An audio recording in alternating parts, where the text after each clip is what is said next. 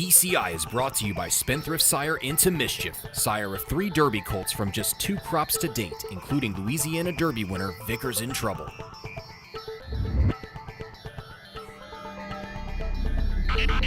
Welcome back to TCI, your inside track to the Triple Crown. Alongside Joel Cunningham, I'm John Siegel. All right, Joel, I know everybody has Derby fever right now, and rightfully so. The Derby's a little over a week away. But, Joel, we are Triple Crown Insider. That means we have 2 other races we talk about, the Preakness and the Belmont.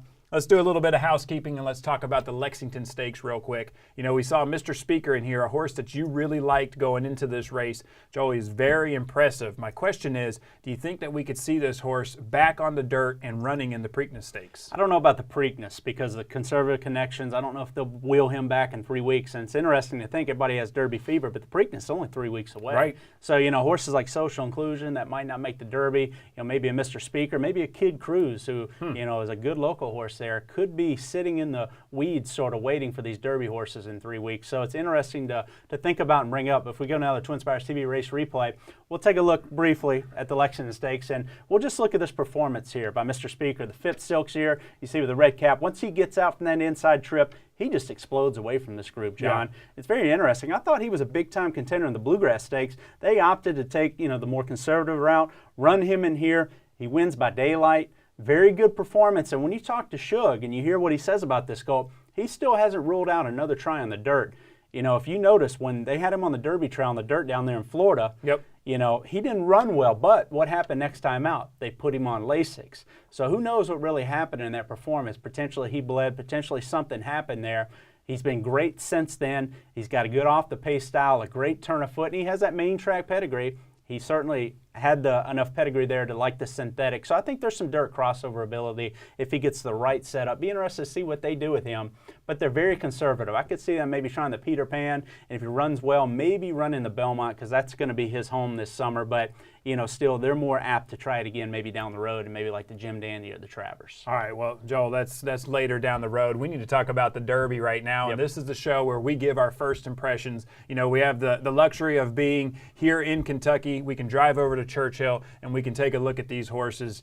You know, you've been over there. You've seen a few of them now. There's a couple of them that have not shipped in yet. Joel, give me your first impressions and tell me who do you think's the standout so far? So far, and again, we haven't seen the California horses. You know, I'm very intrigued to see California Chrome. Yeah, me too. Obviously.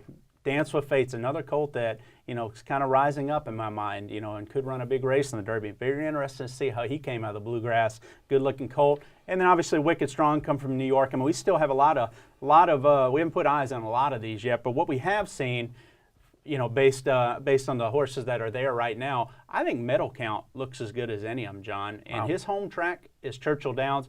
Good-looking son of Dynaformer. And what's most important is he still has a lot of pep to his step. He's training great at Churchill. Looks like he likes that dirt track. Obviously didn't like the tighter track at Santa Anita, the tighter track at Gulfstream, but he's doing really well right now. And I think physically, I mean, he just looks great. He doesn't look like a colt that's going to be making his 3rd start in 4 weeks. Yeah. And I can have a little theory about that poly track. I mean, how many horses do we see at Keeneland this meet come back on a week or two's rest and run well? Yeah. You know, I think the ones that actually handle the poly track, have that gait and that action that handles that surface, I think those races might be a little easier on them physically, both, you know, cardiovascularly and then also, you know, just muscle soreness and the concussion, obviously with a safer surface there. So, you know, a horse like Medal Count, even though it's his 3rd race in 4 weeks, conventional thinking would be, well, he's not coming in the right way based on that type of itinerary. I think he actually looks good. We'll like him on a quarter. He's training well at Churchill. Watch out. Another colt I like, John, your Arkansas Derby winner, and that's Danza. Okay. You know, with a colt like him, to run as big as he did, second off the layoff,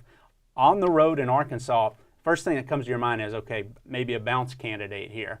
But when I see him, he's another one that just looks so good in the flesh. Just a tremendous coat on him. You know, he's not a big stocky horse like a lot of these street bosses are.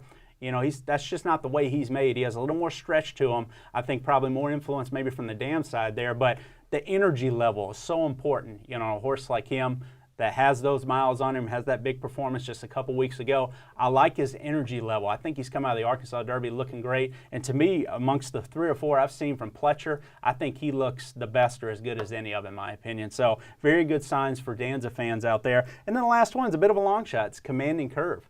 You know, is he this year's golden soul? I mean, he's not going to make our top 10 list. Might not even make the Derby field. He's 21 right now on the list.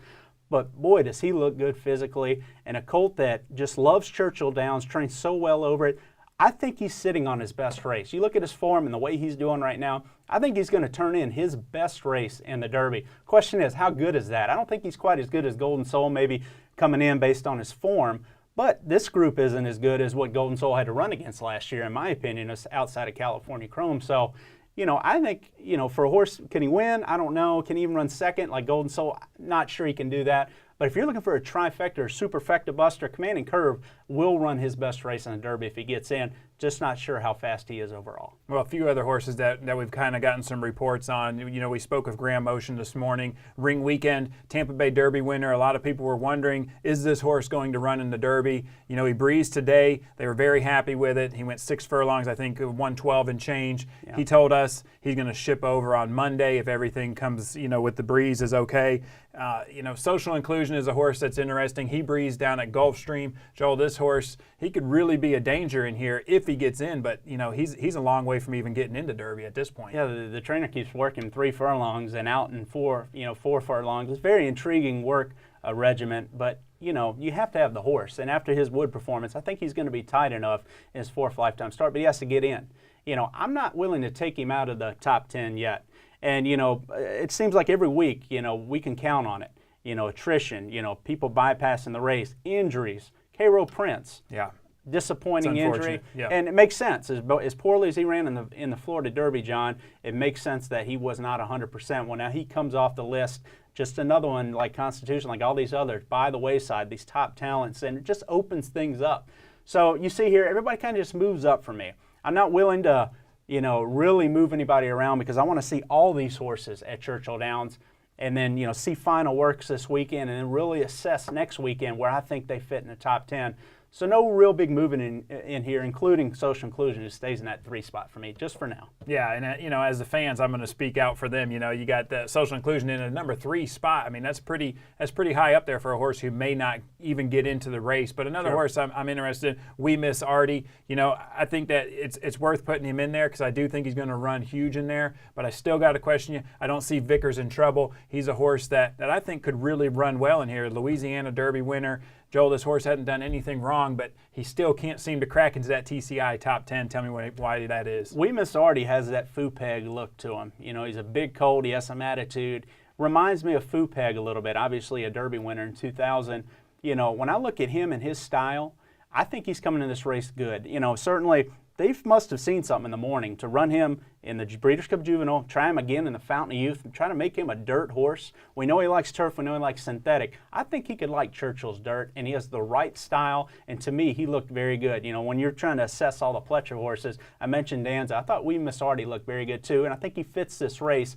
The question is, will he be good enough on dirt? Kind of like Metal Count, kind of like some Dance with Fate and some of these other horses that are coming from the turf synthetic, haven't run well in the dirt yet. Will he like it enough to be able to punch through and win a race like the Derby? That's the question, but for me, he moves in the top 10 with Cairo Prince out. All right, well, thank you, Joel. Thank you for your impressions. We look forward to hearing next week, the other horses that you're going to get to see this weekend. We got some final breezes. We're going to really start to solidify this top 10. It's going to be really exciting going into next week. And one more nugget with the Derby trial this weekend for Bob Baffert. He's already said she, too, is going to skip because he's already in the field at the Derby 20, okay? Yeah. Bayern is not. I think he likes Bayern better. And Bayern, I wouldn't be surprised. I think he'll win the Derby trial if he runs. If he doesn't, I wouldn't be surprised.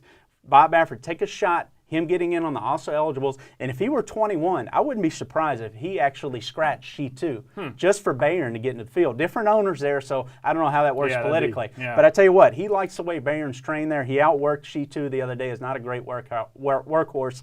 So watch out this Derby list and see who this final 20 is going to be. That's really what's interesting, and Bob Baffert holds a big key this weekend, what he's going to do with his horses. All right, thank you, Joel. Derby fever in full effect. Hey, guys, make sure you come back next week. We'll give you our impressions on the ones that we haven't told you about, and you'll get our Derby picks.